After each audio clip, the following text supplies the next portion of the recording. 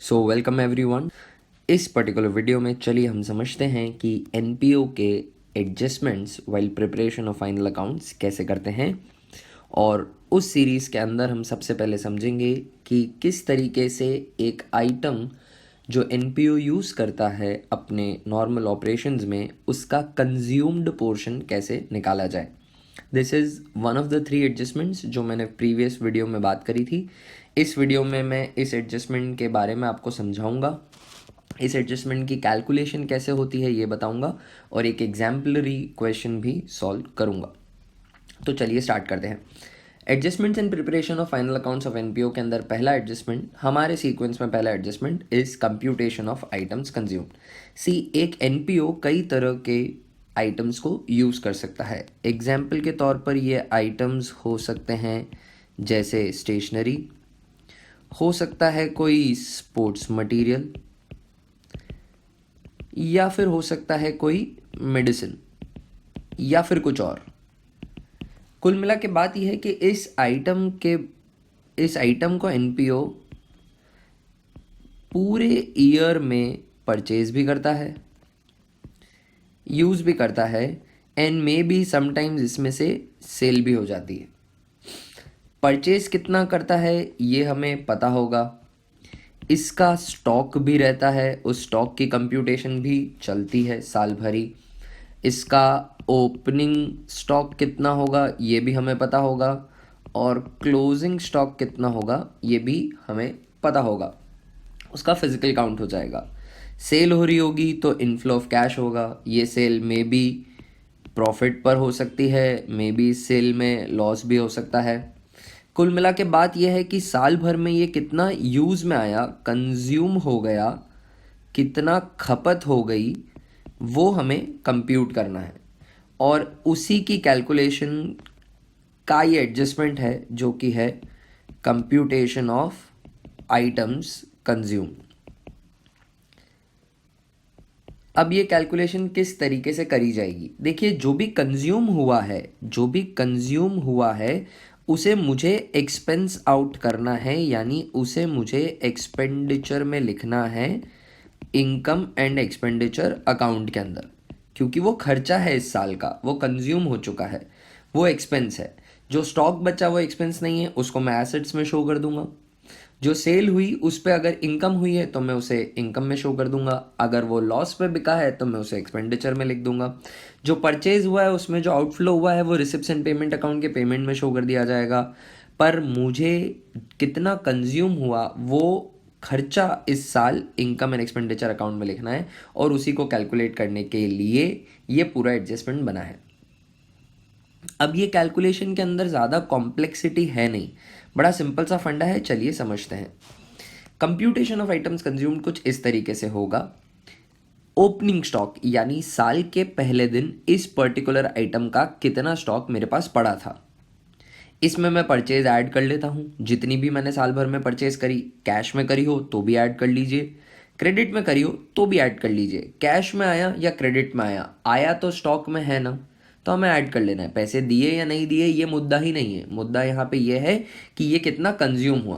तो आपने कैश देकर खरीदा या उधार में खरीदा उससे कोई फ़र्क नहीं पड़ता, अगर आपने परचेज किया है इस आइटम को तो ओपनिंग स्टॉक में उसे ऐड कर लीजिए। साल के पहले दिन आपके पास ओपनिंग स्टॉक जितना स्टॉक था, साल के पहले दिन आपके पास ये स्टॉक था, साल भर में आपने इतना और परचेज किया, तो फिर ईयर एंड पर आपके पास इतना होना चाहिए। अगर कोई सेल करी है तो उसे सब्ट्रैक्ट कर लीजिए, ईयर एंड पर आपके पास बचा हुआ होना चाहिए, पर ईयर एंड पे आपके पास सिर्फ इतना ही है, इतना ही है, क्लोजिंग स्टॉक जितना ही अमाउंट बचा है। तो रिमाइंडर कहाँ गया, वो जरूर यूज में आ गया होगा, कंज्यूम हो गया होगा, और यही हम कैलकुलेट करना चाहते थे।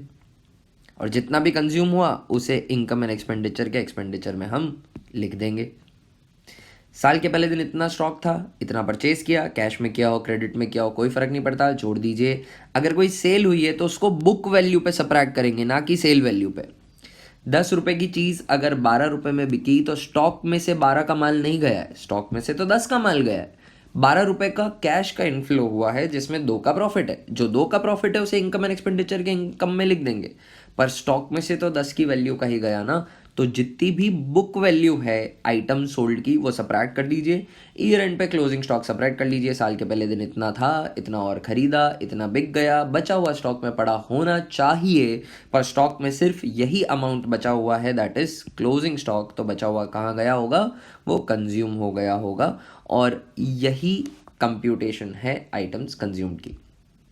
तो प्रिटी स्ट्रेट फॉरवर्ड, ज़्यादा मुश्किल तो लग नहीं रही इसमें, पर इसको कॉम्प्लिकेट कैसे किया जाएगा वो क्वेश्चन में हमें परचेज नहीं देंगे, परचेज प्रोवाइडेड नहीं होगी। अब ये परचेज जो है हमें खुद से कैलकुलेट करनी पड़ेगी। सर कैसे कैलकुलेट करेंगे, वो हमें ये बता सकते हैं कि साल के पहले दिन कितने क्रेडिटर्स थे, साल के आखिरी दिन कितने क्रेडिटर्स थे, और हमें ये बता सकते हैं कि इन क्रेडिटर्स को कितना पेमेंट किया गया है, और उसको यूज़ करके हमें ये पता करना पड़ेगा कि आखिर इस साल में परचेज हुई तो हुई कितनी। देखिए पहले मैं आपको इसको कंसेप्चुअल अप्रोच से समझा देता हूँ, फिर इसको थोड़ा शॉर्ट करने का तरीका भी बता देता हूँ, और एक अप्रोच है, खैर वैलिड अप्रोच है पर वो थोड़ी क्रैम करने की तरफ है, इसलिए मैं उसे लास्ट में बताऊंगा। सबसे पहले मैं कंसेप्चुअल चलता हूँ। हमको अकाउंटिंग प्रोसेस आता है, अकाउंटिंग प्रोसेस के अंदर हमें लेजर अकाउंट बनाने आते हैं, तो हमें क्रेडिटर्स के बारे में इंफॉर्मेशन क्वेश्चन में स्ट्रेट फॉरवर्ड गिवन होगी, तो हम क्या करेंगे, क्रेडिटर्स का अकाउंट ड्राफ्ट कर लेंगे। आप और हम सभी जानते हैं कि क्रेडिटर्स एक लाइबिलिटी है, तो उनका ओपनिंग बैलेंस जो होगा वो क्रेडिट में आ जाएगा, और जो क्लोजिंग बैलेंस होगा वो ऑफ कोर्स ओपनिंग बैलेंस के ऑपोजिट डेबिट में आ जाएगा। जो भी परचेज करी गई है वो तो हमें फाइंड आउट करनी है, तो ये मिसिंग फिगर है, इसको हम निकालने के लिए कैलकुलेशन कर रहे हैं। क्रेडिटर्स अकाउंट के अंदर क्वेश्चन में इंफॉर्मेशन अगर गिवन हो कि कोई भी कैश पे किया गया है क्रेडिटर को, amount paid to creditor, cash paid to creditor करके क्वेश्चन में इंफॉर्मेशन गिवन होगी, तो आपको क्या करना है, क्रेडिटर्स को अगर पेमेंट किया तो उसकी जर्नल एंट्री बनती है creditors account DR to cash, तो क्रेडिटर्स अकाउंट के डेबिट में लिख देंगे आप टू कैश। अब इस क्रेडिटर्स अकाउंट में ये फिगर हमने प्लेस कर दिया ओपनिंग बैलेंस, ये फिगर हमने प्लेस कर दिया क्लोजिंग बैलेंस, क्वेश्चन में गिवन था, हमने सिर्फ उसको डेबिट क्रेडिट में लिखा है, और अगर कोई कैश पेड है क्रेडिटर को तो वो भी हमने लिख दिया। ओपनिंग बैलेंस पता है, डेबिट के अंदर दो आइटम्स पता है, to cash and to balance, तो परचेज जो है वो एज अ बैलेंसिंग फिगर निकल के आ जाएगा।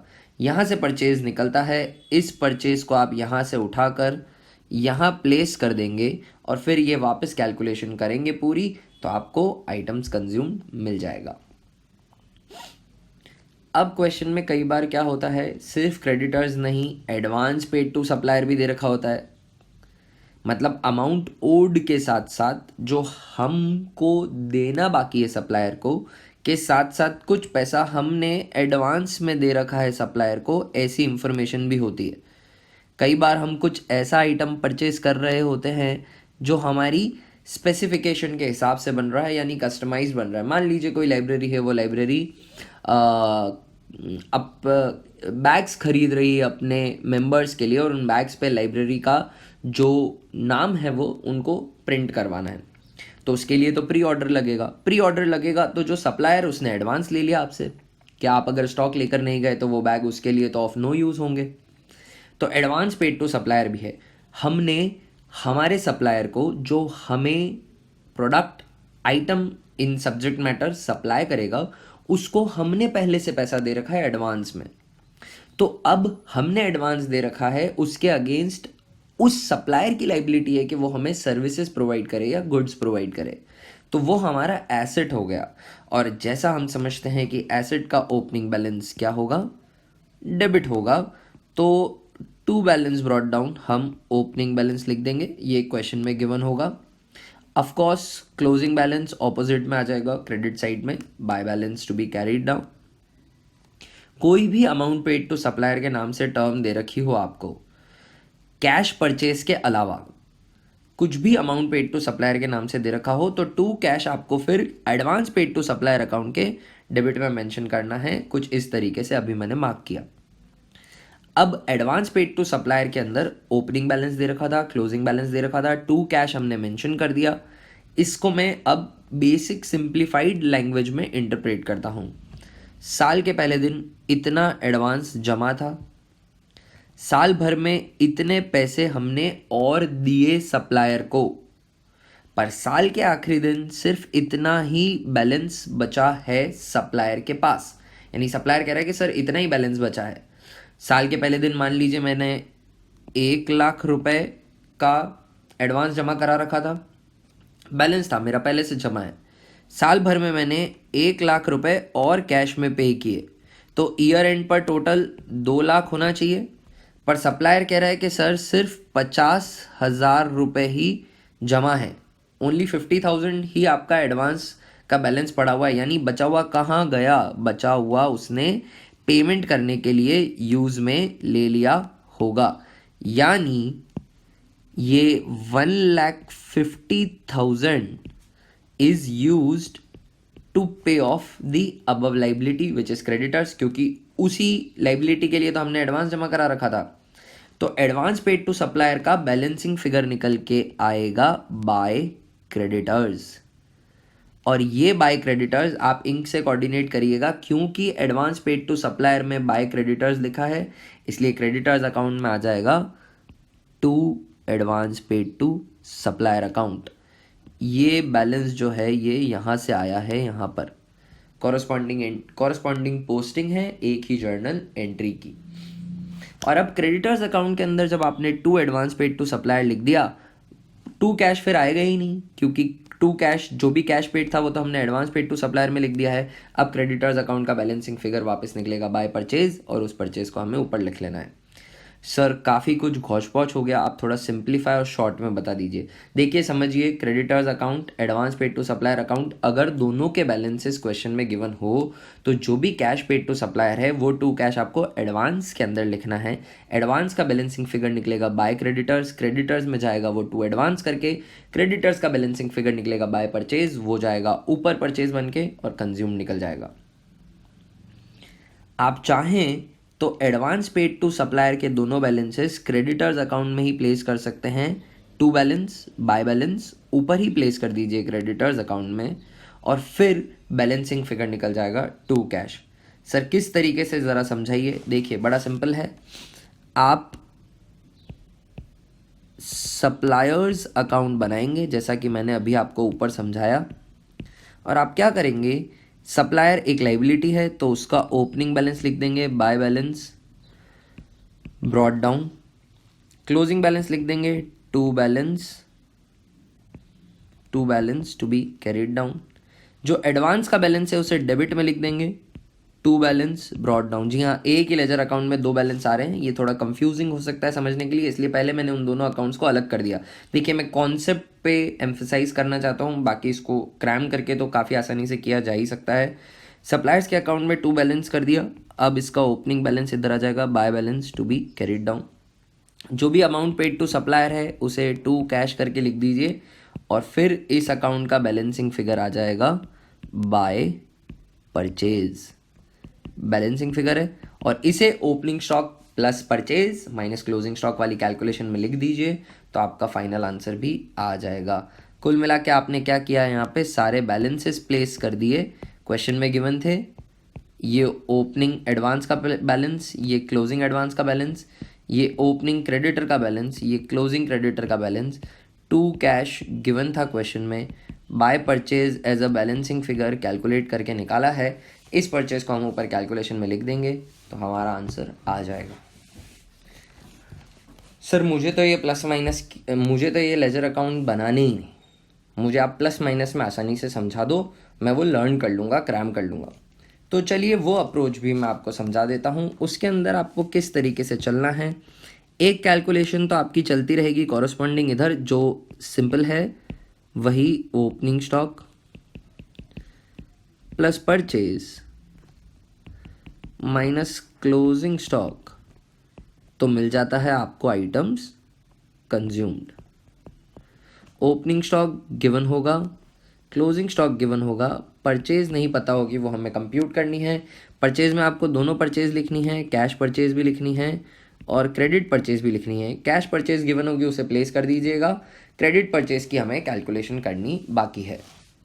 उस कैलकुलेशन के लिए सेम ओल्ड वही सारे बैलेंसेस दे रखे होंगे, तो क्या करना है आपको, कुछ ऐसा करना है।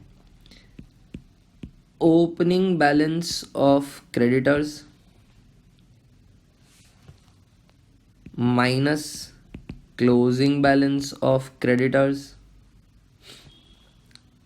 Minus opening balance of advance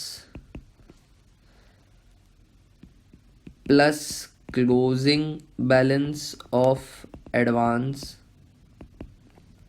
minus cash paid, किसी भी टर्म्स में दे रखा हो कैश पेड। ये सारी कैलकुलेशन करने के बाद आपको मिल जाएगा परचेज। बैलेंसिंग फिगर है इस कैलकुलेशन का, इन सभी का। कुल मिला के मैं कर क्या रहा हूँ, मैं क्रेडिट वाले आइटम्स को प्लस कर रहा हूँ और डेबिट वाले आइटम्स को माइनस कर रहा हूँ जो ऊपर वाले लेजर अकाउंट में आए थे।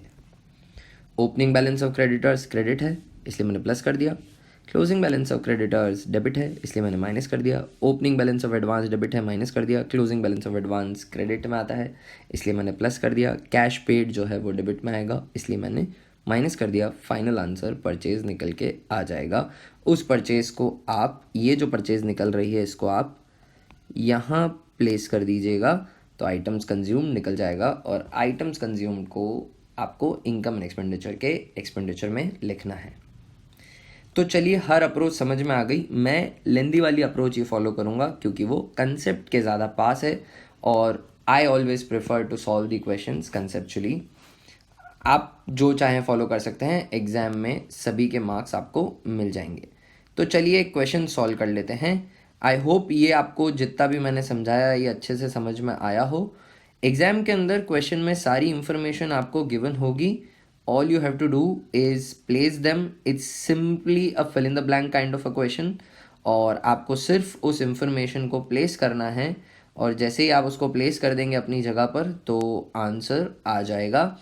तो चलिए एक क्वेश्चन हम कर लेते हैं। क्वेश्चन आपको स्क्रीन पे दिख रहा होगा।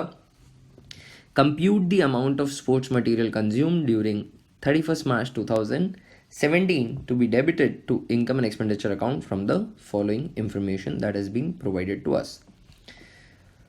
स्टॉक ऑफ मटेरियल दे रखा है 1 अप्रैल 2016 और 31 मार्च 17 दोनों का। खैर सभी बैलेंसेस, तीनों के तीनों बैलेंसेस साल के पहले दिन 1 अप्रैल 2016 ओपनिंग हो गए, और साल के आखिरी दिन 31 मार्च 2017 क्लोजिंग हो गए। दोनों ही दिन का दे रखा है। तो ये जो हैं हमारे ओपनिंग बैलेंसेस हो गए और ये जो हैं हमारे क्लोजिंग बैलेंसेस हो गए। अब हमें इन ओपनिंग और क्लोजिंग बैलेंसेस को यूज़ करते हुए जो हमने कंप्यूटेशन करने का तरीका सीखा है उसके अंदर प्लेस कर देंगे तो हमारा आंसर आ जाएगा। सबसे पहले हमें क्या बनाना होता है, एक स्टेटमेंट जिसमें हम लिखते हैं opening stock plus purchases minus closing stock. ये पूरी कैलकुलेशन हम कर लेंगे तो हमें पता पड़ जाएगा कि कितना आइटम कंज्यूम्ड हुआ है, और जो भी कंज्यूम हुआ है उसे हमें इनकम एंड एक्सपेंडिचर के एक्सपेंडिचर में लिखना है। ओपनिंग स्टॉक ऑफ, यहाँ पर स्पोर्ट्स मटेरियल क्या गिवन है, जी बिल्कुल गिवन है, दैट इज़ 8500। परचेज के बारे में कोई इन्फॉर्मेशन है क्या? स्टॉक ऑफ मटेरियल दे रखा है sir, advance paid to supplier दे रखा है, ड्यू टू सप्लायर दे रखा है। ड्यू टू सप्लायर मीन्स ये क्रेडिटर्स हो गए, और paid for purchase of sports material during the year. Purchase करने के लिए स्पोर्ट्स मटेरियल को दिया हुआ है 91,600 रुपीज़, पर हमें कहीं पे भी परचेज एक्चुअली कितनी परचेज हुई ये नहीं दे रखा। स्पोर्ट्स मटेरियल के लिए पैसा जितना दिया है वो दे रखा है, पर परचेज ऑफ स्पोर्ट्स मटेरियल किस अमाउंट में हुई है वो नहीं दे रखा। This is paid for purchase, don't misinterpret it as purchase, this is paid. इसको बेसिकली अगर मैं आसानी से कहूँ तो क्वेश्चन के अंदर लैंग्वेज और प्रॉपर्ली ऐसे ड्राफ्ट हो सकती थी, this is paid for sports material, paid for sports material होता would have been better drafted language, या paid to the supplier of sports material. चलिए खैर, मतलब ये 91,600 is the payment made toward sports material but not for the purchase of sports material. तो purchase हमें basically given नहीं है, तो परचेज हमें फाइंड आउट करनी पड़ेगी। परचेज फाइंड आउट करने के लिए हम क्या करेंगे, क्रेडिटर्स का अकाउंट बना लेंगे, क्रेडिटर्स का या सप्लायर्स का अकाउंट जो भी आप कहना चाहें, उसको ड्राफ्ट कर लेंगे ऐसे वर्किंग नोट में। Particulars amount, particulars amount, due to supplier हमें बैलेंस दे रखा है तो ये हमारे क्रेडिटर्स हो गए। ये ड्यू टू सप्लायर जो दे रखा है, these are basically creditors only, ये बैलेंस। तो अब हम इस क्रेडिटर्स के बैलेंस को प्लेस कर लेते हैं क्रेडिटर्स के अकाउंट में। तो सबसे पहले मैं लिख दूंगा बाय बैलेंस ब्रॉट डाउन। सबसे पहले क्रेडिटर्स का ओपनिंग बैलेंस है 11,500। क्लोजिंग बैलेंस भी मैं यहाँ थोड़ा नीचे प्लेस कर देता हूँ, to balance to be carried down. Closing balance of supplier जैसा कि आप स्क्रीन पे देख पा रहे होंगे, क्लोजिंग बैलेंस है 9,400। एडवांस पेड टू सप्लायर है, चलिए इसे भी मैं यहाँ प्लेस कर देता हूँ, but I would use a separate ink so that you have a clear understanding of it. तो अभी मैं एडवांस के बैलेंसेस प्लेस कर रहा हूँ। तो एडवांस पेड टू सप्लायर का ओपनिंग बैलेंस है, टू बैलेंस ब्रॉट डाउन, वो मैं प्लेस कर रहा हूँ, that is 15,000। Closing balance of advance है by balance to be carried down करके मैं प्लेस कर रहा हूँ, दैट इज 19,500। ऊपर क्वेश्चन में ही गिवन था, ये इधर ये दोनों एडवांस के बैलेंसेस भी मैंने प्लेस कर दिए। Now I have to place whatever the sum has been paid to supplier. तो paid for sports material during the year is 91,600, तो इसको मैं क्रेडिटर्स अकाउंट में प्लेस कर दूंगा to cash, and that is 91,600। ये मैंने ये जो कैश पेड है इसको प्लेस कर दिया। अब मुझे इस लेजर अकाउंट की बैलेंसिंग करनी है और कुछ नहीं करना है, तो मुझे पता चलेगी एक बैलेंसिंग फिगर जो कि होगी बाय परचेज। ये इस अकाउंट का बैलेंसिंग फिगर होगा और यहाँ से निकली हुई परचेज जो है वो मैं यहाँ रख दूँगा, तो मुझे आइटम्स कंज्यूम पता चल जाएगा जो मेरे को कैलकुलेट करना है। तो चलिए आइए हम इसकी कैलकुलेशन कर लेते हैं। तो डेबिट साइड की टोटल करनी है, दैट कम्स अप टू 1,16,000। इसमें से क्रेडिट के दो फिगर में माइनस कर रहा हूँ, so that comes the purchase is actually 85,000। ये परचेज निकल के आ रही है, डेबिट और क्रेडिट की सम क्योंकि बराबर होती है इसलिए क्रेडिट का जो बैलेंसिंग फिगर है 85,000 आ रहा है। इस क्रेडिट के बैलेंसिंग फिगर को हम ऊपर प्लेस कर देंगे 85,000 को। कलर से कोऑर्डिनेट कर लीजिएगा आपके कौन वो फिगर वहाँ कैसे आया। और क्लोजिंग स्टॉक जो स्पोर्ट्स मटेरियल का है वो क्वेश्चन में ऑलरेडी गिवन है हमें, ये रहा 9,300 का, वो कैलकुलेशन के हिसाब से इधर सब्ट्रैक्ट हो जाएगा। तो 85,000 की परचेज है, ओपनिंग स्टॉक है 8500 का, और साल के आखिरी दिन 9300 का ही स्टॉक बचा है। तो जो स्पोर्ट्स मटेरियल कंज्यूम हुआ साल भर में, that is 84,200 is our answer. इसको आपको एक्सपेंडिचर में जाकर लिख देना है इनकम एंड एक्सपेंडिचर अकाउंट के। बड़े क्वेश्चन में जब ये adjustment as a part of question आएगा तो वहाँ पर भी हमें जो फाइनल रिजल्ट निकलेगा उसको इनकम एंड एक्सपेंडिचर के एक्सपेंडिचर में लिख देना है। अब हमें बाकी सारी चीज़ों के साथ क्या करना है, उन्हें कहाँ कहाँ लिखना है, आइए ये भी समझ लेते हैं। ओपनिंग स्टॉक तो ऑफकोर्स ये ओपनिंग बैलेंस शीट के अंदर ओपनिंग एसेट की तरह आ जाएगा। परचेज हमें रिसिप्शन पेमेंट के थ्रू मिलेगी। क्लोजिंग बैलेंस हमें क्लोजिंग बैलेंस शीट के एसेट साइड में लिख देना है। ओपनिंग बैलेंस ऑफ क्रेडिटर्स हमें ओपनिंग लाइबिलिटी की तरह लिख देना है। क्लोजिंग बैलेंस हमें क्लोजिंग लाइबिलिटी में लिख देना है। ओपनिंग बैलेंस ऑफ एडवांस हमें ओपनिंग एसेट में लिख देना है। क्लोजिंग बैलेंस ऑफ एडवांस हमें क्लोजिंग एसेट में लिख देना है। टू कैश जो है हमें रिसिप्ट्स एंड पेमेंट से मिल जाएगा। परचेज हमारा बैलेंसिंग फिगर है जिसे हम ऊपर लिख रहे हैं। और ऑफ कोर्स जो फाइनल आंसर आया मैं बता चुका हूँ वो इनकम एंड एक्सपेंडिचर के एक्सपेंडिचर में जाएगा। तो आई होप आपको ये कंप्यूटेशन ऑफ आइटम्स कंज्यूम्ड वाला एडजस्टमेंट समझ में आया होगा। 2-3 तरीके हैं इसे सॉल्व करने के, मैंने सभी समझा दिए। क्रैम करने वाला पोर्शन भी समझा दिया, कंसेप्चुअली लेजर अकाउंट बना के जो पोर्शन होता है वो भी समझा दिया। एग्जॉस्टिव मैंने समझाया है, बस बड़े क्वेश्चन में सेल भी आ सकती है, तो अगर सेल आएगी तो वो यहाँ इस कैलकुलेशन में इधर सब्ट्रैक्ट हो जाएगी। बट याद रखना है कि सेल हमें बुक वैल्यू सब्ट्रैक्ट करना है, भले ही वो लॉस में बिका हो या प्रॉफिट में बिका हो। आपको बुक वैल्यू, जिस वैल्यू पे हमने उस आइटम को हमारी बुक्स ऑफ अकाउंट्स में रिकॉर्ड कर रखा था, उस वैल्यू पे यहाँ सब्ट्रैक्ट करना है। बाकी इस क्वेश्चन के अंदर कुछ नया नहीं आ सकता, दिस इज़ एग्जॉस्टिव। आप ज़्यादा से ज़्यादा क्वेश्चंस की प्रैक्टिस करके जाइएगा। और इस वीडियो सीरीज़ में हम करने जा रहे हैं एनपीओ के अंदर जो फाइनल अकाउंट्स प्रिपेयर करते वक्त एडजस्टमेंट्स आते हैं, उसमें दूसरा एडजस्टमेंट जो कि है कंप्यूटेशन ऑफ सब्सक्रिप्शंस। तो चलिए स्टार्ट करते हैं। सबसे पहले समझ लेते हैं कि सब्सक्रिप्शन क्या होता है। तो एक एनपीओ चलता है अपने मेंबर्स के थ्रू। एनपीओ अपने मेंबर्स को कुछ सर्विसेज प्रोवाइड करेगा through out the year, that can be of any forms. NPO अपने रिसोर्सेज को यूज़ करने के लिए दे सकता है मेंबर्स को। एनपीओ नॉलेज, टेक्निकल असिस्टेंस कुछ भी प्रोवाइड कर सकता है। उसके बदले ये मेंबर्स एनपीओ का मेंबर बने रहने के लिए कुछ एनपीओ को फीस पे करते होंगे। वह मेंबरशिप की जो फीस है उसी को कहा जाता है सब्सक्रिप्शंस। अब ये सब्सक्रिप्शन फॉर एनपीओ इनकम है, तो एनपीओ को अपना सरप्लस या डेफिसिट कैलकुलेट करने के लिए इस इनकम को इनकम एंड एक्सपेंडिचर अकाउंट के इनकम में लिखना पड़ेगा। क्या फिगर लिखा जाए, इनकम में कितना सब्सक्रिप्शन प्रेजेंट किया जाए, पहला सवाल ये है।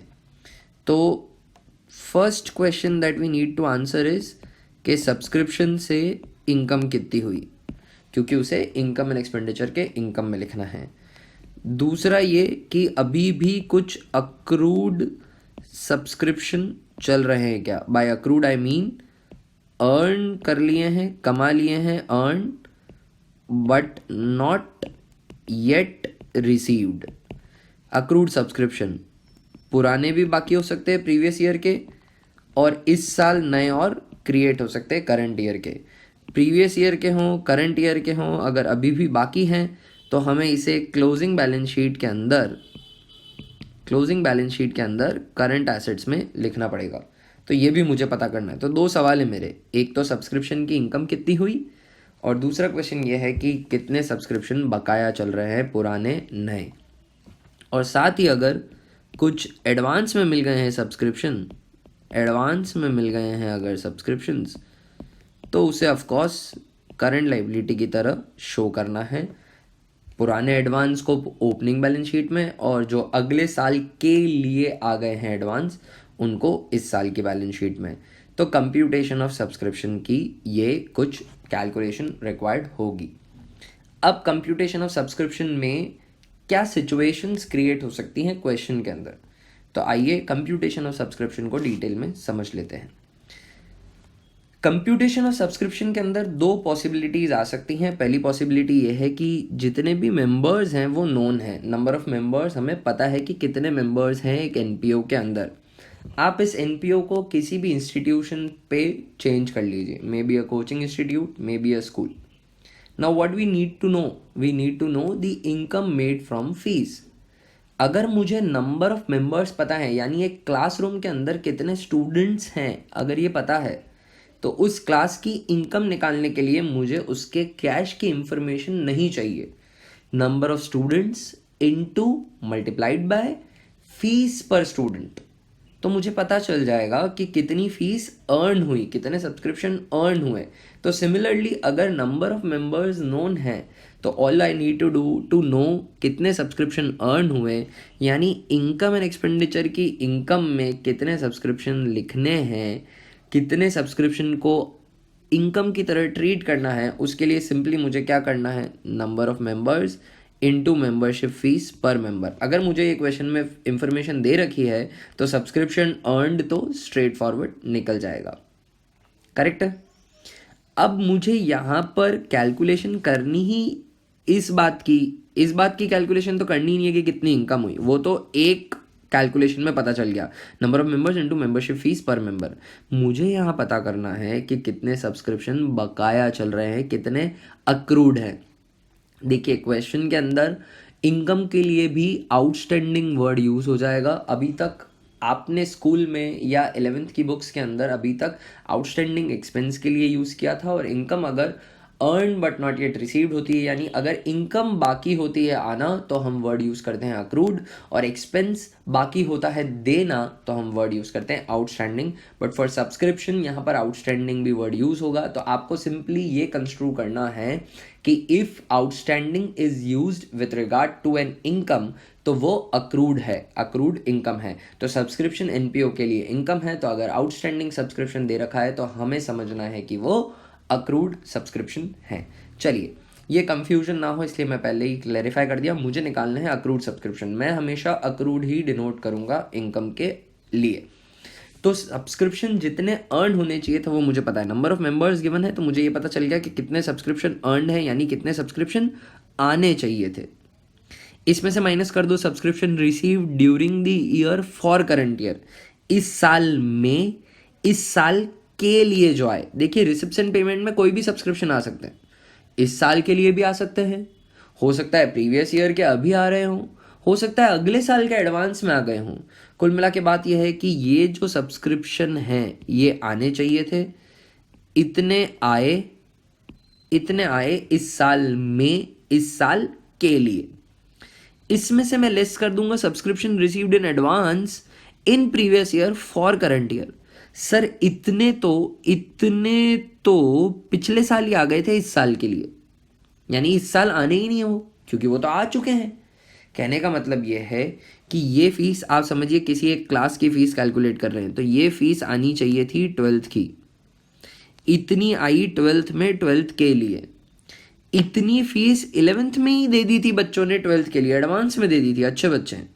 तो जो बच गया वो अक्रूड सब्सक्रिप्शन होगा करंट ईयर का, इतना आना बाकी है फॉर 12th इस साल के एंड में। तो ये क्या हो गया, करंट ईयर का अक्रूड हो गया, इसको क्लोजिंग एसेट की तरह लिख देंगे।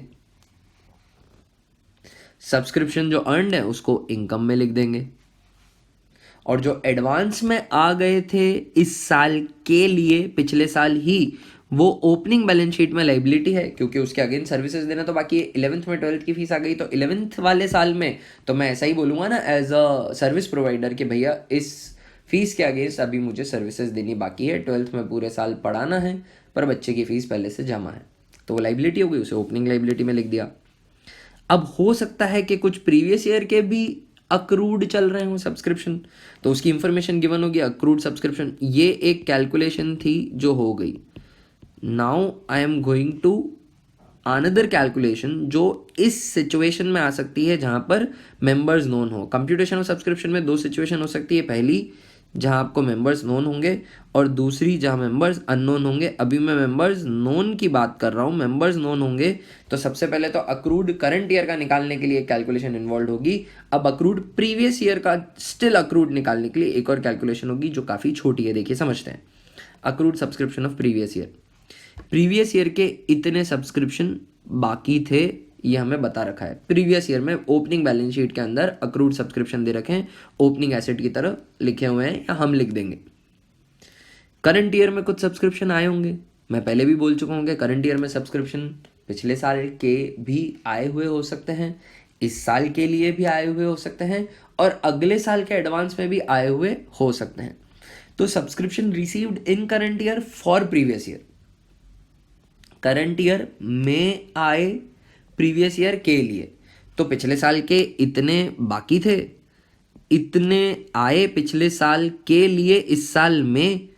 अगर पूरे आ गए तो बहुत अच्छी बात है, कोई अक्रूड है ही नहीं, पर अभी भी पूरे नहीं आए तो जो बच गया दैट इज स्टिल अक्रूड, तो उसे अभी भी एसेट मानना पड़ेगा। मतलब ये वो बात हो गई कि 11th की फीस इतनी बाकी थी, इतनी आई 12th में 11th के लिए, इतनी अभी भी बाकी है 12th खत्म होने के बाद 11th की, तो ये क्लोजिंग एसेट में शो कर देंगे।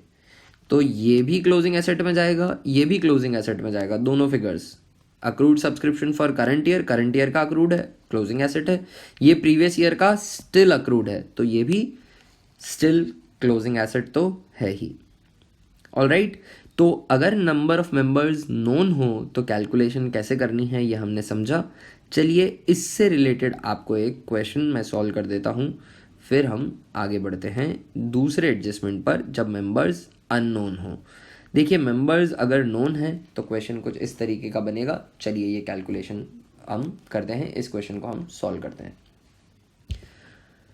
Following are the extracts of receipts and payment account of sports club for the year ended 31st December 2017। Receipts and payment का एक पोर्शन दे रखा है, एक हिस्सा दे रखा है जिसके अंदर रिसिप्ट साइड दे रखी है, पेमेंट की हमें ज़रूरत ही नहीं है।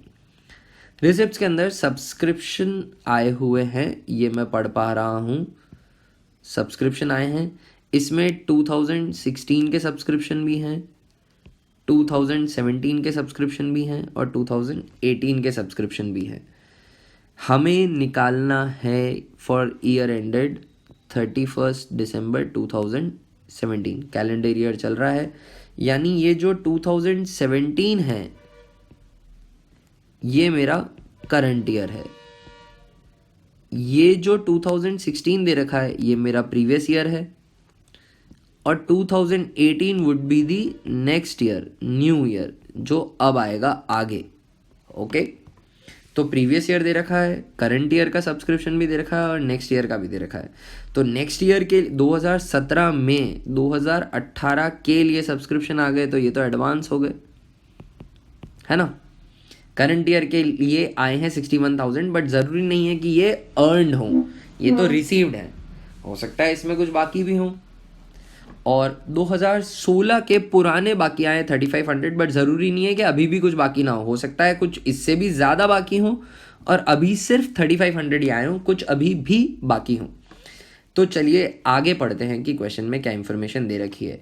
टोटल मेंबर्स 500 है, ये क्वेश्चन ने बता दिया, यानी नंबर ऑफ मेंबर्स जो है वो हमें नोन है and that is 500। Monthly subscription है 11 पर मंथ, तो हमें मेंबरशिप फीस पर मेंबर भी अब पता चल गई है, वेरी गुड। तो नंबर ऑफ मेंबर्स नोन है, यानी कैलकुलेशन कौन सी वाली चलेगी, मेंबर्स नोन वाली चलेगी। तो चलिए कैलकुलेशन कर लेते हैं हम। तो कंप्यूटेशन ऑफ सब्सक्रिप्शन के अंदर सबसे पहले मैं पता कर रहा हूँ सब्सक्रिप्शन अर्नड, मैंने कमाए कितने हैं, कितने सब्सक्रिप्शन आने चाहिए थे। तो ये कैलकुलेशन होती है number of members multiplied by membership fee per member, right. Number of members known है क्या, जी हाँ नोन है 500। Membership fee per member is 11, but 11 is per month, तो 11 अगर एक महीने की है तो पूरे साल की मेंबरशिप फीस होगी 132। सर ये कैसे निकाला, ये मैंने निकाला 11 इंटू 12 करके, मुझे पूरे साल की चाहिए, राइट। तो टोटल सब्सक्रिप्शन अर्न हुए 500 इंटू 132 कम्स अप टू 66,000। ये सब्सक्रिप्शन मेरे अर्न हैं, ये सब्सक्रिप्शन आने चाहिए थे। आइए देखते हैं कि एक्चुअली आए कितने हैं। Less subscription received in current year for current year. Reception payment के रिसिप्ट्स में जाते हैं वापस। करंट ईयर है मेरा 2017, 2017 में 2017 के लिए कितने सब्सक्रिप्शन आए, 61,000 के, यानी subscription received in current year for current year is 61,000। तो 66,000 के कुछ इंफॉर्मेशन गिवन है क्या क्वेश्चन में कि 2016 में कुछ एडवांस में आ गए थे 2017 के लिए। 2016 के आउटस्टैंडिंग दे रखे हैं, वो आप देख सकते हैं 2016 के आउटस्टैंडिंग हैं 16 के 4,000, वो 2016 के आउटस्टैंडिंग है, बट 2016 के एडवांस की कोई इन्फॉर्मेशन क्वेश्चन में ही नहीं है। यानी 66,000 इस साल आने चाहिए थे, क्योंकि 500 मेंबर है, 132 पर मेंबर मेंबरशिप फीस है पूरे साल की। 66 आने चाहिए थे, पर इस साल रिसेप्शन पेमेंट में इंफॉर्मेशन गिवन है कि 2017 के लिए सिर्फ 61,000 के सब्सक्रिप्शन ही आए हैं। यानी 5,000 के सब्सक्रिप्शन आने बाकी हैं इस साल के लिए, 2017 के लिए। तो ये हो गए accrued subscription that belongs to 2017। क्या प्रीवियस ईयर के कुछ अक्रूड थे? जी बिल्कुल थे। क्वेश्चन में कह रखा है सब्सक्रिप्शन आउटस्टैंडिंग 2016 वॉज 4,000। तो accrued subscription of previous year, and in this particular question our previous year is 2016, previous year के बाकी थे 4,000। क्या 2017 में 2016 के लिए कुछ सब्सक्रिप्शन आए? जी हाँ, रिसेप्शन पेमेंट के रिसिप्ट में दे रखा है 3,500 क्या है, तो इसमें से लेस कर दूंगा received in current year for previous year, that is straightforward given in the question to us, that is 3,500। तो वो 3,500 हो गया, उसे मैं सब्ट्रैक्ट कर देता हूँ। तो पिछले साल के बाकी थे 4,000, इस साल में पिछले साल के लिए 3,500 ही आए हैं, यानी 500 अभी भी अक्रूड चल रहे हैं, they are still accrued for previous year which is 2016, 500 का। तो मुझे पता पड़ गया मेरी इनकम कितनी है, जो मुझे इनकम एंड एक्सपेंडिचर में लिखनी है। ये मेरी इनकम हो गई, ये मेरा क्लोजिंग एसेट हो गया, ये भी क्लोजिंग एसेट हो गया। ये जो क्वेश्चन में प्रीवियस ईयर के अक्रूड दे रखे थे ये ओपनिंग एसेट हो गया। साल के पहले दिन 4,000 बाकी थे, इस साल में 3,500 आ गए, 500 अभी भी बाकी है। और जो ये एडवांस में सब्सक्रिप्शन दे रखा है ये मेरी क्लोजिंग लाइबिलिटी है। ओपनिंग एडवांस के क्वेश्चन में इंफॉर्मेशन ही नहीं थी। क्वेश्चन आपसे ये भी डिमांड कर सकता है कि आप बैलेंस शीट का एब्स्ट्रैक्ट बना के बताइए, तो हम वो भी कर देते हैं। और इनको कैसे फाइनल अकाउंट्स ऑफ एनपीओ के अंदर प्रेजेंट किया जाएगा तो वो भी बता दीजिए। खैर फॉर्मेलिटी है, 2 मिनट लगेंगे, चलिए कर लेते हैं। तो एनपीओ बनाता है income and expenditure account for the year ending 31st December 2017। expenditure amount, income amount, इधर इनकम में बाय सब्सक्रिप्शन इनकम की तरह लिखा जाएगा और वो मैं लिख दूंगा 66,000 का। आए भले ही उसमें से अभी 61 ही हो, but doesn't matter, accrual concept पे चलना है। अर्न हो गया है तो रिकॉर्ड कर लेना है। ये तो इनकम एंड एक्सपेंडिचर का एब्स्ट्रैक्ट हो गया। अब मैं बैलेंस शीट बनाऊंगा।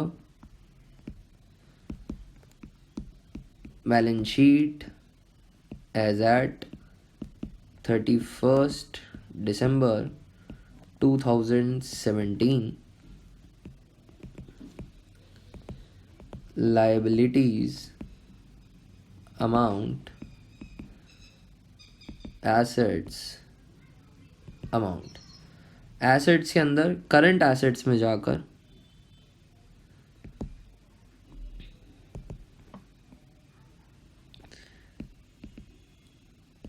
अक्रूड सब्सक्रिप्शन लिखेंगे। 2 सालों के अक्रूड चल रहे हैं, 2016 के भी बाकी हैं और 17 के भी बाकी हैं। तो 2016 के बाकी हैं, हमने कैलकुलेट किया था 500, और 2017 के हैं 5,000। 2016 के 500, 2017 के 5,000, I hope I am correct, yes. और जो टोटल अक्रूड सब्सक्रिप्शन है वो 5,500 के हैं। टोटल हमें लिख लेने। और ओपनिंग बैलेंस शीट के अंदर करंट एसेट्स में अक्रूड सब्सक्रिप्शन 4,000 के लिखे जाएंगे। एक और चीज़ यहाँ मेंशन करनी है, करंट लाइबिलिटीज़ के अंदर जो कि है एडवांस सब्सक्रिप्शन, एडवांस सब्सक्रिप्शन हमें इस साल में अगले साल के लिए जो ये आए हैं 2,000 रुपये के, वो हमें यहाँ पर करंट लाइबिलिटी में भी शो कर लेना है। और ये पूरा करने के बाद आपको मार्क्स मिलेंगे। एब्स्ट्रैक्ट बनाया था इसलिए मैंने एब्स्ट्रैक्ट लिख दिया आगे। So this is how you need to solve a question जहाँ पर आपको नंबर ऑफ मेंबर्स नोन हो, इंफॉर्मेशन पता हो, computation of subscription. So I hope आपको कंप्यूटेशन ऑफ सब्सक्रिप्शन में समझ में आया होगा कि मेंबर्स जब नोन हो तो किस तरीके से अक्रूड सब्सक्रिप्शन की कैलकुलेशन की जाती है। टोटल 3 एडजस्टमेंट्स हैं। फर्स्ट एडजस्टमेंट था कंप्यूटेशन ऑफ आइटम्स कंज्यूम, जो मैं पिछले वीडियो में समझा चुका हूँ। इस वीडियो में मैंने आपको एक्सप्लेन किया कंप्यूटेशन ऑफ सब्सक्रिप्शन जब नंबर ऑफ मेंबर्स नोन हो। जब नंबर ऑफ मेंबर्स नोन नहीं होंगे तो मैं अगले वीडियो में वो आपको समझाऊंगा। फिर एक फंड अकाउंटिंग का एडजस्टमेंट बचेगा इस चैप्टर में, जिसके लिए मैं एक सेपरेट वीडियो और बनाऊंगा। इस वीडियो में हम सीखने जा रहे हैं कंप्यूटेशन ऑफ सब्सक्रिप्शन का सेकेंड पार्ट, जब नंबर ऑफ मेंबर्स नहीं गिवन होता है, जब total number of members in an NPO unknown होता है, तो किस तरीके से हम सब्सक्रिप्शन की कैलकुलेशन करेंगे। तो चलिए आइए समझते हैं कि यहाँ पर क्या कैलकुलेशन करनी है और फाइनल रिजल्ट क्या चाहिए हमें जिसके लिए हम कैलकुलेशन कर रहे हैं। देखिए, जब प्रीवियस वीडियो में हमने समझा था कि जब नंबर ऑफ़ मेंबर्स नोन होते हैं तो कितने सब्सक्रिप्शन अर्न हैं, यानी रिसिप्ट्स एंड पेमेंट की रिसिप्ट्स में मुझे कितने सब्सक्रिप्शन एज एन इनकम लिखना है, ये तो मुझे पहले से पता चल जाएगा, क्योंकि number of members into membership fee per member मैं करूँगा तो मेरा फाइनल आंसर आ जाएगा। वहाँ पर मेरी कैलकुलेशन थी डायरेक्टेड टूवर्ड्स कि कितने अक्रूड सब्सक्रिप्शन चल रहे हैं, कितने सब्सक्रिप्शन बकाया हैं। यहाँ पर जो कैलकुलेशन करी जाएगी वो पूरी की पूरी होगी डायरेक्टेड टुवर्ड्स ये पता करने के लिए कि आखिर हमने सब्सक्रिप्शन अर्न कितने किए हैं, कमाए कितने हैं इस साल, इनकम एंड एक्सपेंडिचर की इनकम में कितने सब्सक्रिप्शन लिखने हैं, मुझे ये पता करना है। सारी कैलकुलेशन ही उस दिशा में चलेगी। तो देखिए, अगर मुझे सब्सक्रिप्शन अर्न निकालने हैं तो कुछ तो इन्फॉर्मेशन देनी पड़ेगी क्वेश्चन वाले को भी। तो यहाँ पर subscription receive during the year दे रखा होगा, यानी रिसिप्शन पेमेंट में जो सब्सक्रिप्शन रिसीव हुए हैं वो दे रखें। हो सकता है ये सब्सक्रिप्शन, पहले भी हम समझ चुके हैं ये बात को मैं फिर दोहरा रहा हूँ, हो सकता है कि ये सब्सक्रिप्शन करंट ईयर में आए हों, करंट ईयर के लिए, हो सकता है करंट ईयर में आए हों प्रीवियस ईयर के लिए, हो सकता है करंट ईयर में आए हों नेक्स्ट ईयर के लिए। मुझे सिर्फ उन सब्सक्रिप्शन से मतलब है जो करंट ईयर से बिलोंग करते हैं, आए करंट ईयर में हो, प्रीवियस ईयर में हो या अब तक नहीं आए हों, hardly matters. What I want is subscription earned, that is ये सब्सक्रिप्शन अर्न्ड अक्रूवल कॉन्सेप्ट के बेसिस पर मुझे लिखना है इनकम में। आया नहीं आया, पहले आ गया, उससे कोई फ़र्क नहीं पड़ता। रिसिप्शन पेमेंट में वो सब्सक्रिप्शन लिखा होगा जो इस साल आया है, and that is on cash basis. वो इस साल में इस साल के लिए आया हो, प्रीवियस ईयर के लिए आया हो या नेक्स्ट ईयर के लिए आया हो। रिसिप्शन पेमेंट के रिसिप्ट्स में जो सब्सक्रिप्शन रिसीव्ड हो कहीं का भी हो सकता है। अब चलिए इस कैलकुलेशन को हम करके subscription receive during the year से हम पहुंचते हैं subscription earned during the year में। Subscription receive during the year में मैं इस साल जो रिसीव हुआ है उसमें वो ऐड कर दूं जो इस साल आना चाहिए था पर नहीं आया, यानी करंट ईयर का अक्रूड। तो accrued subscription of current year मैंने ऐड कर दिया, क्योंकि ये अर्न्ड है करंट ईयर का पर रिसीव नहीं है। इस पे से मैं लेस कर दूंगा accrued subscription of previous year received in current year. Previous year का अक्रूड जो प्रीवियस ईयर से बिलोंग करता है पर इस साल में रिसीव हो रहा है, तो ये इनकम तो प्रीवियस ईयर की थी, प्रीवियस ईयर की इनकम में ऑलरेडी ऐड हो गया होगा। इस साल की इनकम में इसे ऐड करना नहीं है क्योंकि ये इस साल की इनकम से बिलोंग नहीं करता, तो मैं सब्ट्रैक्ट कर दूंगा, बट उतना ही सब्ट्रैक्ट करूंगा जो रिसीव हुआ। हो सकता है प्रीवियस ईयर का अक्रूड 4,000 हो, बट करंट ईयर में प्रीवियस ईयर के लिए 3,500 ही आया हो, तो इधर जो रिसिप्ट है, रिसिप्ट्स में जो सब्सक्रिप्शन है उसमें 3,500 ही जुड़ा हुआ है, 4,000 जुड़ा हुआ ही नहीं है, क्योंकि 500 अभी भी आना बाकी है। तो आप सिर्फ वो सब्ट्रैक्ट करेंगे जो आया है, यानी accrued subscription of previous year received in current year, received he subtract करेंगे। हो सकता है कि कुछ इस साल का सब्सक्रिप्शन अर्न प्रीवियस ईयर में ही रिसीव हो गया हो, तो इनकम तो इस साल की है तो इस साल जोड़ दो। इधर रिसिप्ट में, इस रिसिप्ट में तो जुड़ा हुआ ही नहीं होगा क्योंकि वो तो प्रीवियस ईयर ही रिसीव हो गया था। तो advance subscription of previous year for current year, previous year का एडवांस जो आया था करंट ईयर के लिए उसको आप ऐड कर दीजिए, लेस कर दीजिए advance subscription for next year received in current year. अभी करंट ईयर में आया है पर इनकम करंट ईयर की नहीं है, इनकम नेक्स्ट ईयर की है। इस साल तो सिर्फ एडवांस में रिसीव हो गई है, इधर रिसिप्ट्स में, इस रिसिप्ट्स में जुड़ा हुआ है पर बिलोंग नहीं करता करंट ईयर से, उसको अगले साल की इनकम में ऐड करना, तो इस साल माइनस कर देंगे। तो subscription receive during the current year में अगर ये सारे एडजस्टमेंट हम कर देंगे तो हमें मिल जाएगा subscription earned during the year, जिसे हमें इनकम में शो करना है।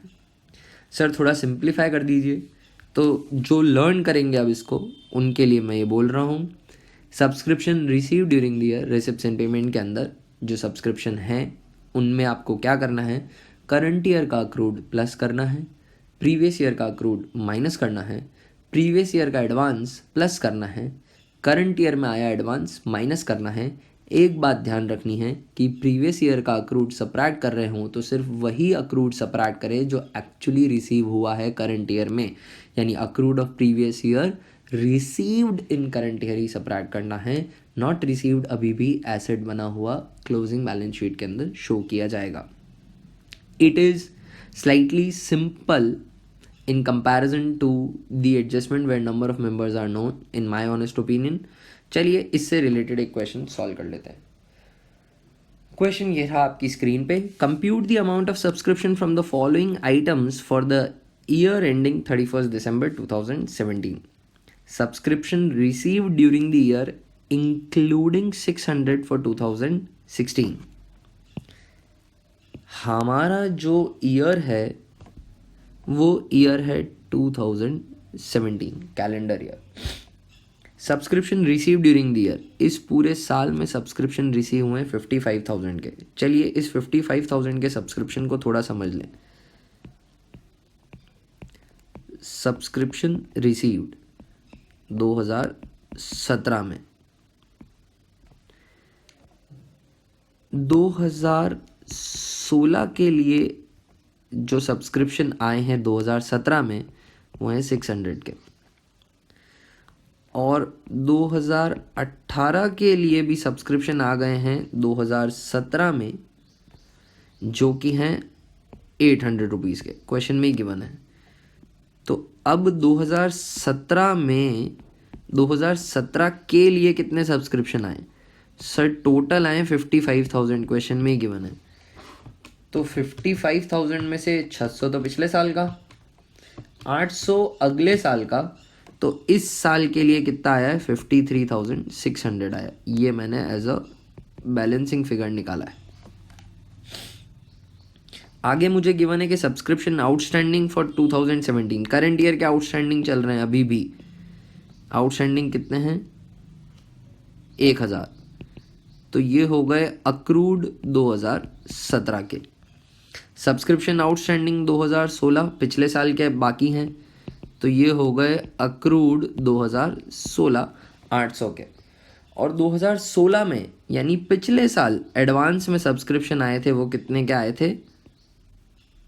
2016 में कितने आए थे? 500 रुपये के। तो ये एडवांस हैं 2016 के, पर होंगे कौन से साल के लिए? फॉर 2017। 2017 के लिए आ गए थे 2016 में। कुल बात यह है कि क्या नंबर ऑफ मेंबर्स नोन है? नहीं। तो कैलकुलेशन ये वाली करनी पड़ेगी जब मेंबर्स अननोन होते हैं। चलिए कैलकुलेशन स्टार्ट करते हैं। Subscription received during the year, ये जो पार्ट मैंने अभी ऊपर सॉल्व किया था ये अंडरस्टैंडिंग के लिए था, एक्चुअल कैलकुलेशन अभी से स्टार्ट हो रही है। Subscription received during the year that is 55,000। इसमें से मैं लेस कर दूंगा accrued of previous year received in current year. Previous year का कितना अक्रूड था सर? प्रीवियस ईयर का टोटल अक्रूड तो 800 है, बट उस 800 में से 600 ही आया है इस साल, क्वेश्चन में गिवन है। तो 600 माइनस कर दीजिए, ये प्रीवियस ईयर से बिलोंग करता है। ऐड कर दूंगा मैं accrued of current year. Subscription outstanding for, word बड़ा इंपॉर्टेंट है, सब्सक्रिप्शन आउटस्टैंडिंग फॉर 2017। अगर ये लिखा रहता सब्सक्रिप्शन आउटस्टैंडिंग ऑन 31 दिसंबर 2017, तो इस 1000 में 2016 के 200 जो अभी भी अक्रूड चल रहे हैं वो भी इंक्लूडेड होते हैं। सर कौन से 200, समझ में नहीं आया। 2016 के टोटल अक्रूड कितने हैं? 800। 2016 का आया कितना है इस बार? 600 ही आया है, देखो नीचे गिवन है। 2017 में 2016 के लिए 600 ही आया है, मतलब 200 अभी भी बाकी है। तो 2017 के एंड में 31 दिसंबर 2017 को मैं अक्रूड की बात करूंगा, तो उसमें 16 और 17 दोनों की बात करूंगा। तो अगर उसमें 200 रुपये पिछले साल का जुड़ा हुआ होगा, तो माने ये 1000 में से 200 तो 2016 का है, यानी 2017 का एक्सक्लूसिव कितना होता? 800। बट यहाँ पे मेंशन्ड है सब्सक्रिप्शन आउटस्टैंडिंग फॉर ये सिर्फ 2017 का ही बाकी है, तो अक्रूड करंट ईयर यहाँ पे मैं प्लस कर दूंगा, जो कि है कितना? 1000। अगर ये सब्सक्रिप्शन आउटस्टैंडिंग ऑन 31 दिसंबर 2017 होता, तो मैं यहाँ पे फिर सिर्फ 800 ही प्लस करता, क्योंकि इस 1000 में से 200 तो 2016 का अक्रूड होता, जो मुझे प्लस नहीं करना है, मुझे accrued of current year he plus करना है। अब इसमें मैं माइनस कर दूंगा advance for current year received in previous year. तो पिछले साल का एडवांस सब्सक्रिप्शन दे रखा है 2016 का 500 रुपये का, अज्यूम करेंगे कि ये इसी साल के लिए आया होगा, इसको हम प्लस कर देंगे, है ना, और लेस कर देंगे advance for next year received in current year. तो नेक्स्ट ईयर के लिए करंट ईयर में कितना एडवांस आया है वो क्वेश्चन में मेंशन्ड है। यहाँ पर जो ये 55,000 आए हैं, इस 55,000 में से 2018 के लिए 800 आए हैं, तो ये मैं सबट्रैक्ट कर दूंगा। ये करंट ईयर से बिलोंग नहीं करता है, ये अगले साल की इनकम है, इसे अगले साल जोड़ा जाएगा। तो ये सारी कैलकुलेशन करके हमें पता पड़ जाएगा कि इस साल के सब्सक्रिप्शन अर्न कितने हैं। 55,000 टोटल रिसीव हुए, पर इसमें से 600 प्रीवियस ईयर का है, 1000 इस साल का है, आना चाहिए था पर नहीं आया, 500 इस साल का है पर पिछले साल ही आ गया था, तो इस साल नहीं आया होगा। ये 500 को थोड़ा ढंग से लिख देते हैं, और 800 जो है वो अगले साल का है पर इसी साल आ गया, तो इस साल के जो सब्सक्रिप्शन अर्नड हैं वो हैं 55,100। इसको हम इनकम में लिख देंगे। थोड़ी सी और इससे जुड़ी हुई कैलकुलेशन कर लेते हैं। अक्रूड सब्सक्रिप्शन 2016 के क्वेश्चन में मेंशन्ड है, वो हैं अक्रूड सब्सक्रिप्शन 2016 के 800 सर्कल किए हुए, 800 अभी यहाँ पे भी लिखा मैंने, less received in current year for previous year that is for 2016। तो 2017 में 2016 के लिए जो सब्सक्रिप्शन आए हैं वो 600 के ही आए हैं, यानी 200 अभी भी अक्रूड चल रहे हैं, दीज आर स्टिल अक्रूड। अगर हमें इनकम एंड एक्सपेंडिचर बनाने को कहा होता कि किस तरीके से प्रेजेंट किया जाएगा फाइनल अकाउंट्स में, ये भी बताइए, तो मैं income and expenditure account prepare करता फॉर द ईयर एंडिंग 31 दिसंबर 2017 ही है ना, yes. Expenditure amount, income amount, ये अननेसेसरी लगता है पर इसके मार्क्स डिडक्ट हो जाते हैं, तो आप ध्यान रखिएगा, इसको मिस मत करिएगा। बाय सब्सक्रिप्शन यहाँ पे लिखना है सब्सक्रिप्शन अर्न, ये पूरी कैलकुलेशन जो अभी ये करी हमने पूरी, ये इसी को निकालने के लिए थी, तो बाय सब्सक्रिप्शन में लिख दूंगा 55,100। जब नंबर ऑफ मेंबर्स नोन होते हैं तो number of members into membership fee per member करके ये सीधे से निकल जाता है। अब बैलेंस शीट के अंदर मुझे क्या क्या शो करना है, balance sheet as at 31 December 2017, liabilities amount assets amount. Assets के अंदर जाके मैं लिखूँगा अक्रूड सब्सक्रिप्शन। इसमें 2017 के अक्रूड भी लिखने हैं और 2016 के भी लिखने हैं। 2017 के अक्रूड थे फॉर सब्सक्रिप्शन आउटस्टैंडिंग फॉर 2017 1000, और 2016 के जो अब भी बाकी हैं वो हैं 200, है ना। तो 200 ये लिख देता हूँ यहाँ पर। टोटल अक्रूड सब्सक्रिप्शन है 1200 के। क्या कुछ एडवांस में भी आए हैं सब्सक्रिप्शन? बिल्कुल आए हैं, एडवांस सब्सक्रिप्शन भी आए हैं। एडवांस सब्सक्रिप्शन गिवन है 55,000, जो 55,000 टोटल रिसीव हुए थे उसमें से 2018 के लिए 800 आ गए हैं, तो ये 800 एडवांस सब्सक्रिप्शन है। ये पूरा हमें शो करना है, तब हमें कंप्लीट मार्क्स मिलेंगे। अगर क्वेश्चन ने डिमांड किया है कि show how they will be presented in the final accounts of an NPO, तो आपको ये पूरी कंप्लीट कैलकुलेशन शो करनी है। एनपीओ चैप्टर के अंदर आज तीसरा जो एडजस्टमेंट है fund accounting in preparation of final accounts of an NPO, वो डिस्कस करने वाले हैं। एनपीओ के अंदर टोटल 3 एडजस्टमेंट्स होते हैं जो फाइनल अकाउंट्स की प्रिपरेशन करते वक्त आ सकते हैं, other than the adjustments that we already know, that we have already studied in the 11th standard, and they are basically computation of items consume, जो मैं पहले एक वीडियो में कवर कर चुका हूँ, कंप्यूटेशन ऑफ सब्सक्रिप्शन, जहाँ पे 2 सिचुएशंस होती है, मेंबर्स नोन है नंबर और मेंबर्स अननोन हैं, वो भी मैं प्रीवियस वीडियो में कवर कर चुका हूँ। आखिरी एडजस्टमेंट बचा है and probably the most and possibly the simpler one, that is fund accounting.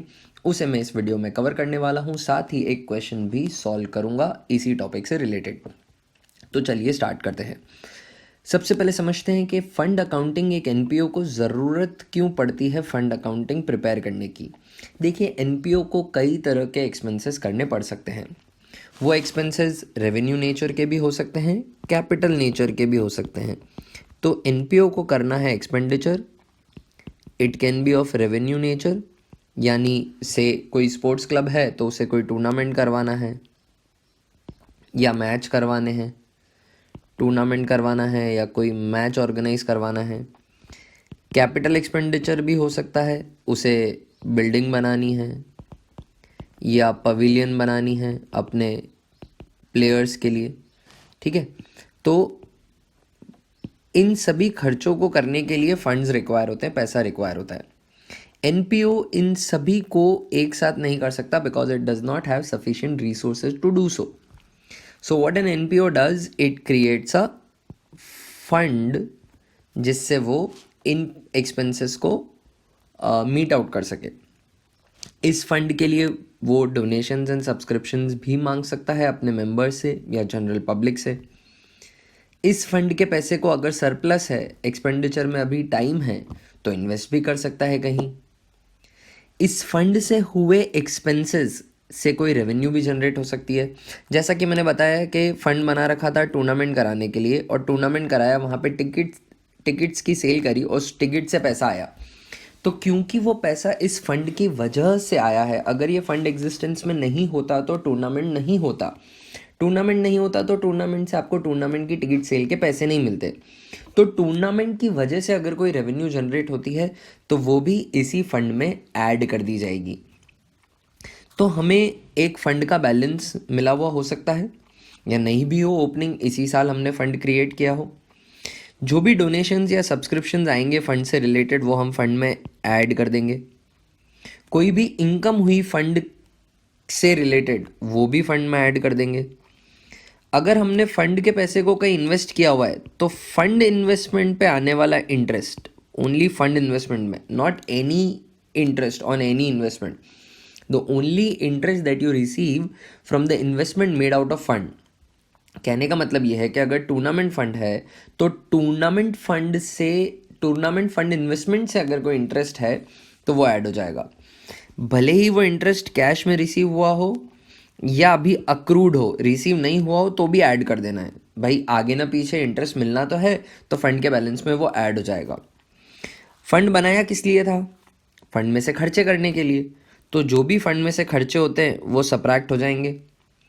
Opening balance था हमारे पास, जो भी डोनेशन और सब्सक्रिप्शन आए हमने ऐड कर दिए, जो भी इनकम आई हमने ऐड कर दी, अगर कोई इंटरेस्ट अर्न किया हमने फंड इन्वेस्टमेंट पे तो वो भी ऐड कर दिया, कैश में आया हो तो भी ऐड कर दिया, अर्न कर लिया है अभी अक्रूड है तो भी ऐड कर लिया, जो भी खर्चे हुए फंड से वो हमने सब्ट्रैक्ट कर लिए, and in the end we will get a balance out of all this calculation.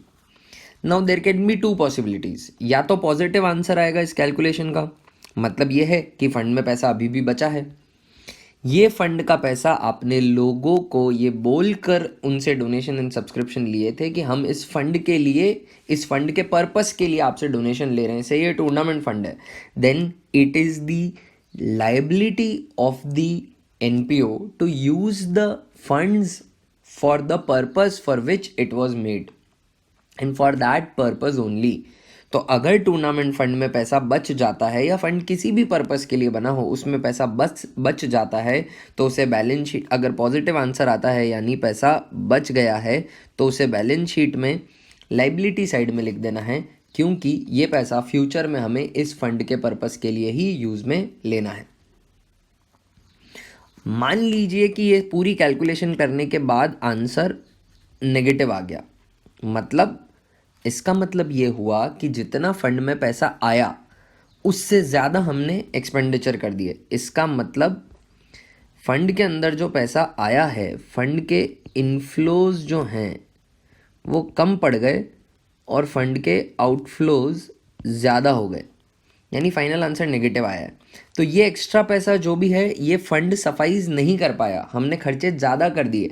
Tournament के लिए जितने डोनेशन, सब्सक्रिप्शन और टूर्नामेंट से जो इनकम हुई उससे ज़्यादा टूर्नामेंट कराने का खर्चा लग गया. भाई एनपीओ है, प्रॉफिट के लिए तो काम कर नहीं रहा, तो हो सकता है टूर्नामेंट में खर्चे ज़्यादा कर दी हूँ in comparison to the receipts in the fund. तो वो जो एक्स्ट्रा आंसर हमारा नेगेटिव में आया है उसे हम लिख देंगे इनकम एंड एक्सपेंडिचर के. एक्सपेंडिचर में वो हमारा एक्सपेंस है, वो हमने जेब से भरा.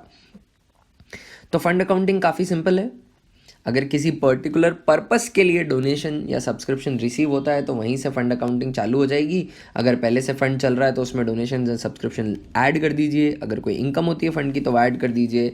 अगर फंड इन्वेस्टमेंट पे कोई इंटरेस्ट है, अर्न किया है, रिसीव नहीं हुआ, उससे फ़र्क नहीं पड़ता, उसे भी ऐड कर दीजिए. कोई भी एक्सपेंडिचर है तो उसे फंड में से माइनस कर दीजिए. फाइनल आंसर अगर पॉजिटिव में आ रहा है तो बैलेंस शीट की लाइबिलिटी साइड में लिखना है. फाइनल आंसर अगर नेगेटिव में आ रहा है तो उसे इनकम एंड एक्सपेंडिचर के एक्सपेंडिचर में रखना है.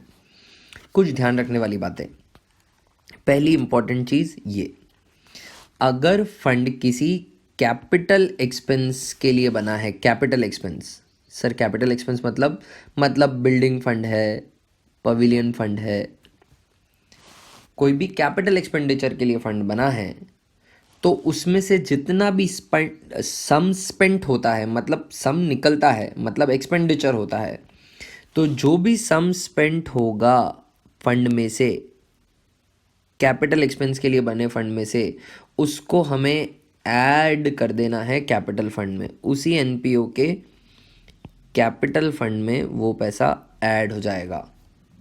तो अगर फंड किसी कैपिटल एक्सपेंडिचर के लिए बना है, से बिल्डिंग फंड, तो उसमें से जितना भी पैसा बिल्डिंग बनाने के लिए लगता है वो बिल्डिंग फंड में से तो सब्ट्रैक्ट हो जाएगा, जैसा कि ऊपर वाली कैलकुलेशन बोलती है. एक्सपेंडिचर है तो सब्ट्रैक्ट कर लो, पर वो साथ ही कैपिटल फंड में प्लस भी हो जाएगा.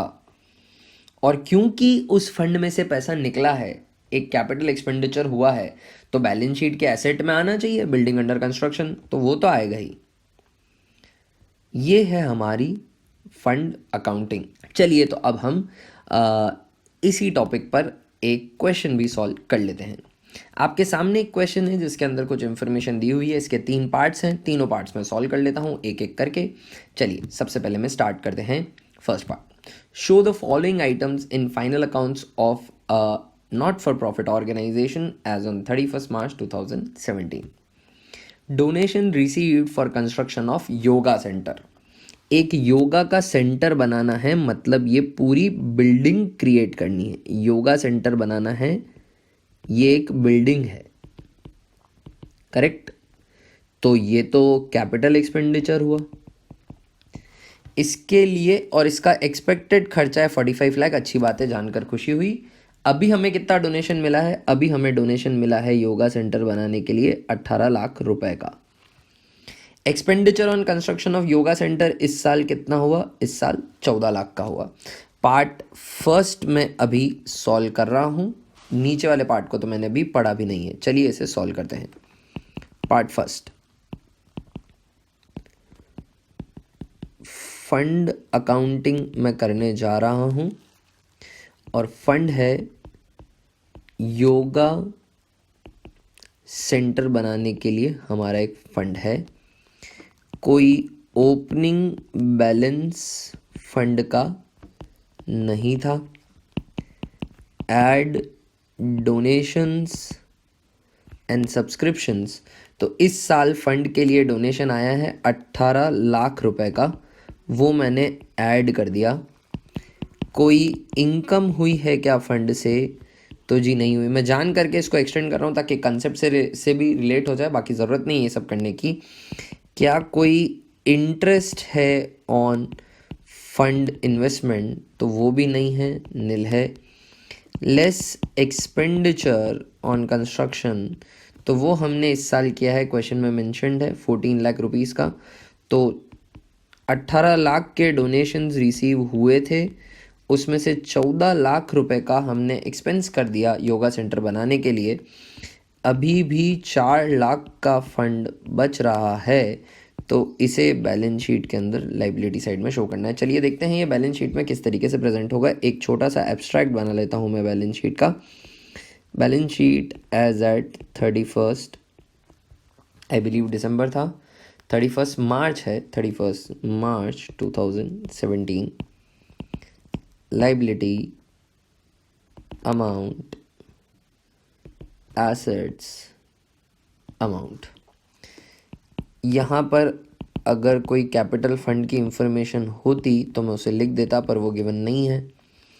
यहाँ पर मैं योगा सेंटर फंड शो कर दूंगा, जो कि बचा है 4 लाख रुपए का ऊपर वाली कैलकुलेशन से, उसको यहाँ शो कर देता हूँ।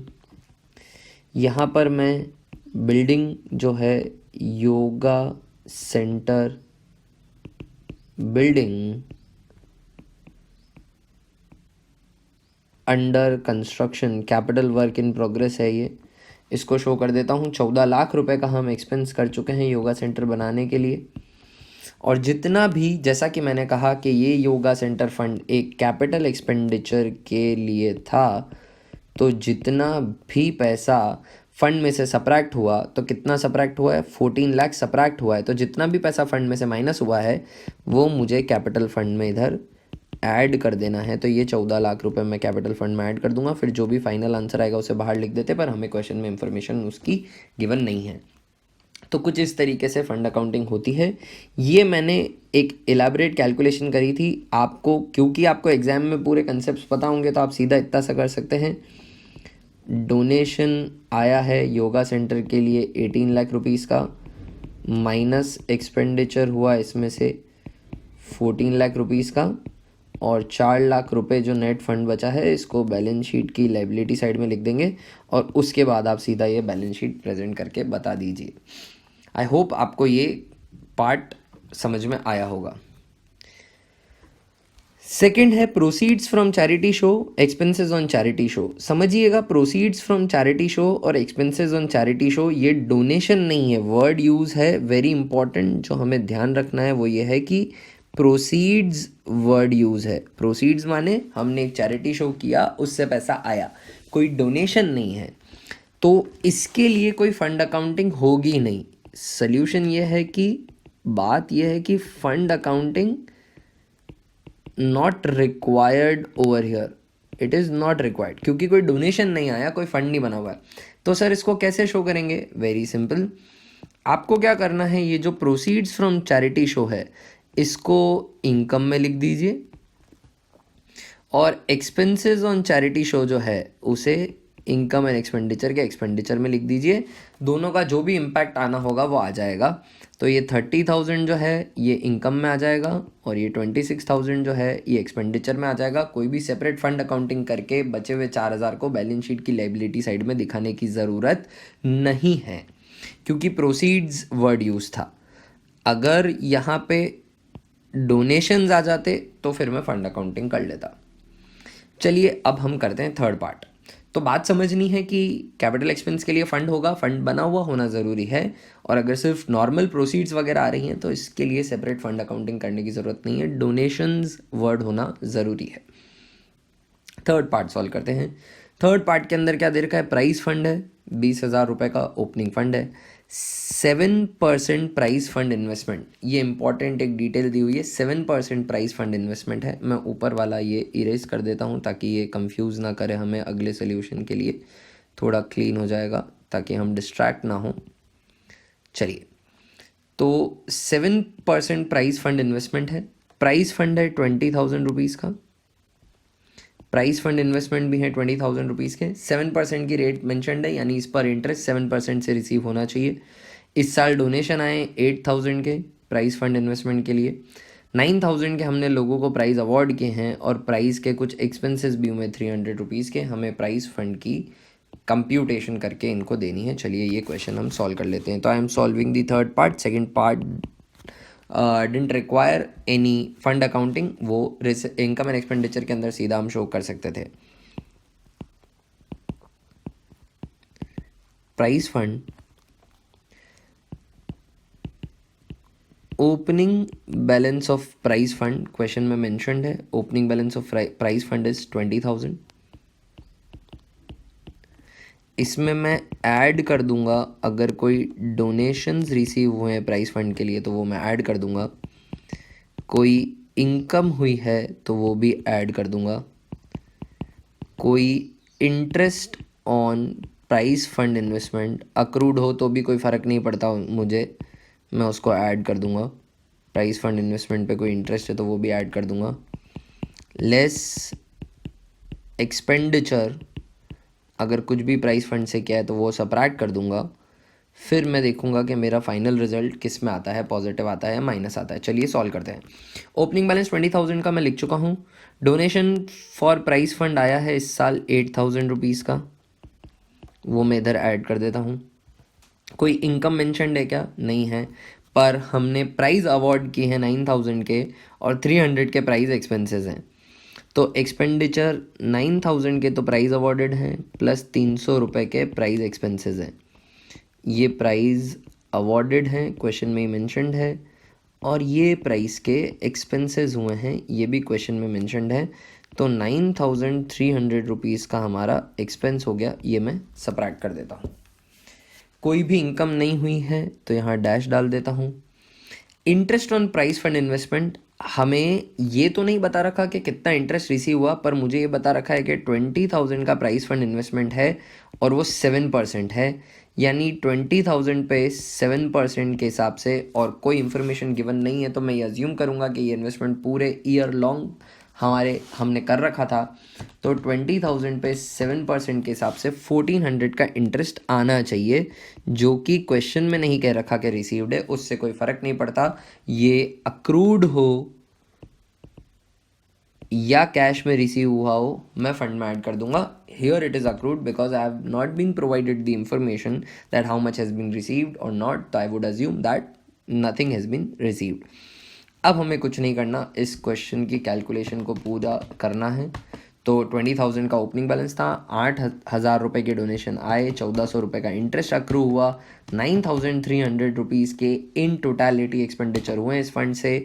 तो फाइनल जो रिजल्ट आ रहा है वो 20,100 का है, और ये पॉजिटिव आ रहा है, तो इसे हम बैलेंस शीट की लाइबिलिटी साइड में लिख देंगे। चलिए बैलेंस शीट के अंदर हमें क्या क्या प्रेजेंट करना है समझ लेते हैं।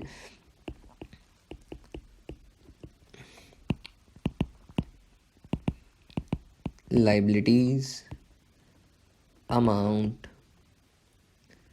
Assets, amount. सबसे पहले हम यहाँ पे लिख देते हैं हमारा प्राइस फंड, जिसके लिए ये पूरी कैलकुलेशन हो रही थी। प्राइस फंड लास्ट में बचा है हमारा 20,100 रुपीज़ का, इसको लिख देते हैं। ये कैपिटल एक्सपेंडिचर के लिए तो फंड बना नहीं था, इसलिए कोई एसेट नहीं आएगी, कैपिटल फंड में भी कुछ प्लस करने की ज़रूरत नहीं है, वो सिर्फ तब करना है जब कैपिटल एक्सपेंस हो रहा हो। एसेट साइड के अंदर अक्रूड इंटरेस्ट ऑन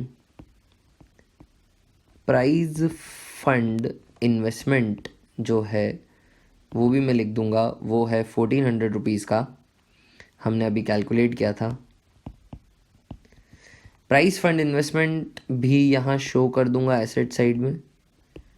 इस साल कुछ भी नया प्राइस फंड इन्वेस्टमेंट नहीं परचेज़ किया है, परचेज़ किया भी होता तो वो एक्सपेंस नहीं होता, वो फंड में से माइनस नहीं होता।